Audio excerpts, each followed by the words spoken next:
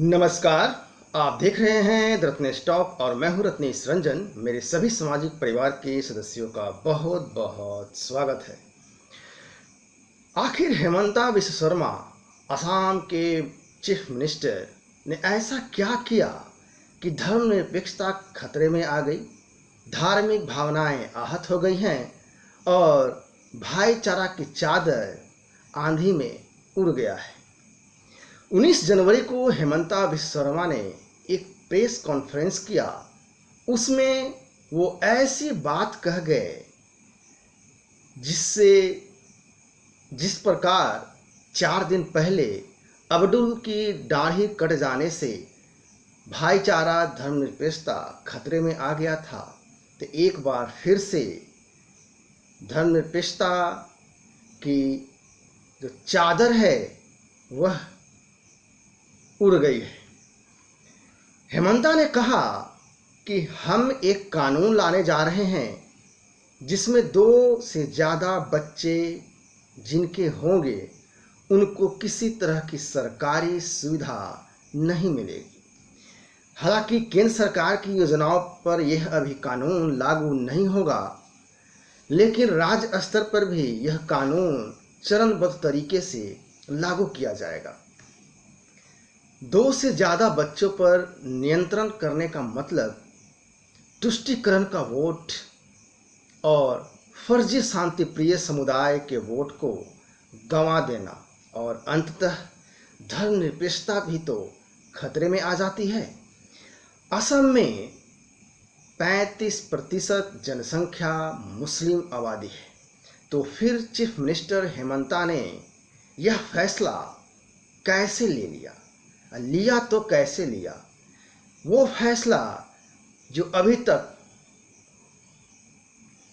अमित शाह नहीं ले सके, ऐसा फैसला जो अभी तक उत्तर प्रदेश के चीफ मिनिस्टर, एक दमदार चीफ मिनिस्टर, एक स्पष्ट निर्णय लेने वाले चीफ मिनिस्टर योगी सरकार भी नहीं ले सके।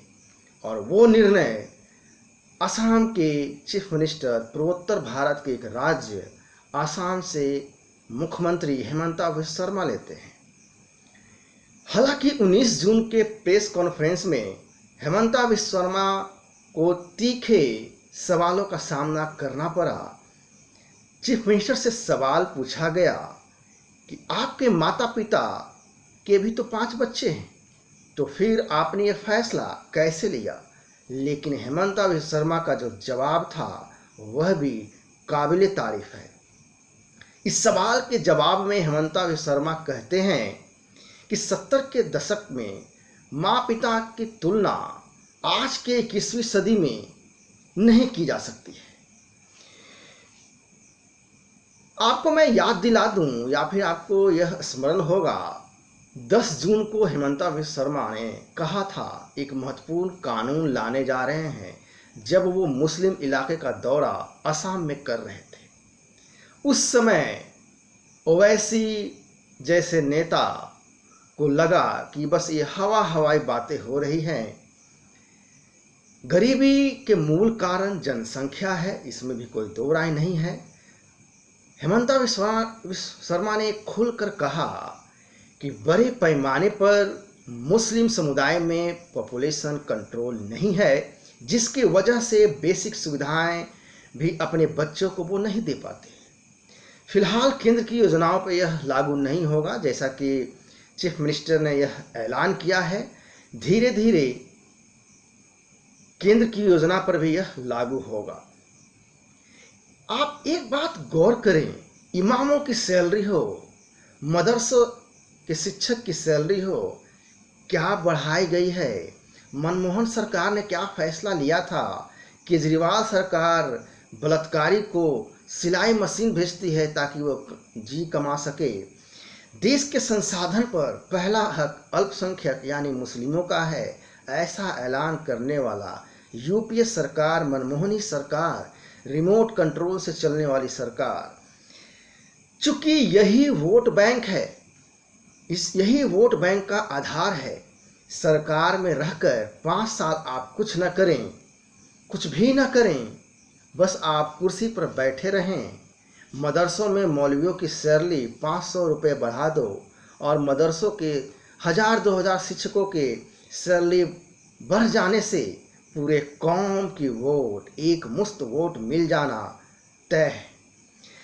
यही अब तक होता आया है, यही प्रचलन है, यही परंपरा है। चूँकि भारत धर्मनिरपेक्ष है और धर्मनिरपेक्ष के ढकोसला में, यह नौटंकी में भाईचारा हिंदू ही बनता रहा है, इसमें भी कोई दो राय नहीं है। धर्मनिरपेक्षता और भाईचारा के नाम पर अब तक यही होता आया है। बतौर शिक्षा मंत्री असम के हेमंता बिस्वा शर्मा ने पिछले साल नवंबर में एक विधेयक लाया। सरकार आम आदमी के टैक्स से किसी धार्मिक मदरसे में पैसा बांटने के लिए खर्च नहीं करेगी, ऐसा ऐलान हुआ। यह फैसला एक तरह से लैंडमार्क था और है देश के सभी चीफ मिनिस्टर के लिए और केंद्र सरकार के लिए भी कि ऐसा कानून पूरे देश स्तर पर लाया जाए। क्यों मदरसों के शिक्षकों को सैलरी सरकार देगी? आखिर क्यों मजहबी शिक्षा के लिए सरकार खर्च करेगी? और सरकार चाहे जिस किसी भी पार्टी की हो, मोदी की हो, बीजेपी की हो, कांग्रेस की हो, किसी की भी हो, कोई भी सरकार अपने घर से पैसे नहीं देती है। किसी सरकार के बाबूजी के पैसे नहीं होते हैं, वह सरकार टैक्स पेयर के होते हैं। आप गौर करें कि बेचैनी किस बात की है, बेचैनी बौखलाहट किस बात की है। कांग्रेस ने देश विभाजन स्वीकार किया। वो कांग्रेस, वो मुस्लिम लीग विचारधारा वाली पार्टी, अजमल की पार्टी असम में, जिसके साथ इसने गठबंधन किया, उन दोनों ने असम विधानसभा से वॉकआउट किया। किस लिए किया? आप इस पे गौर फरमाएं कि मदरसों के शिक्षकों के इमामों जो हैं उनके सैलरी के लिए। दिसंबर महीने में 2020 में असम विधानसभा में यह विधेयक आया और इन लोगों ने, कांग्रेसियों ने वॉकआउट किया। लेकिन बतौर शिक्षा मंत्री विधेयक लाकर पारित करवाकर हेमंता बिस्वा शर्मा ने जो कार्य किया है वह काबिले तारीफ है और बतौर ये शिक्षा मंत्री कार्य किया। और लेकिन जब वो चीफ मिनिस्टर बने तो 2 बच्चों की नीति वाला कानून, डंके की चोट पर कहने वाला कि मियाँओं का वोट नहीं चाहिए, चूँकि उसे मालूम है कि मियाँ वोट करेंगे नहीं बीजेपी को, और 35% मुस्लिम आबादी वाले राज्य में सीएम ऐसी बात करता है, वो भी ठीक चुनाव से पहले, और चुनाव परिणाम के बाद रिजल्ट भी बीजेपी के पक्ष में आता है और चीफ मिनिस्टर के तौर पर हेमंता बिस्वा शर्मा शपथ लेते हैं।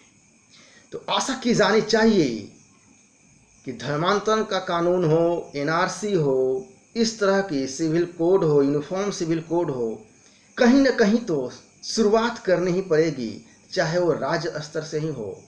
और आशा की जानी चाहिए कि धीरे धीरे अन्य राज्य भी इसको फॉलो करेंगे और अंततः केंद्र सरकार भी मजबूर होगी कि हाँ, अब पूरे भारतवर्ष में इसे लागू करना है।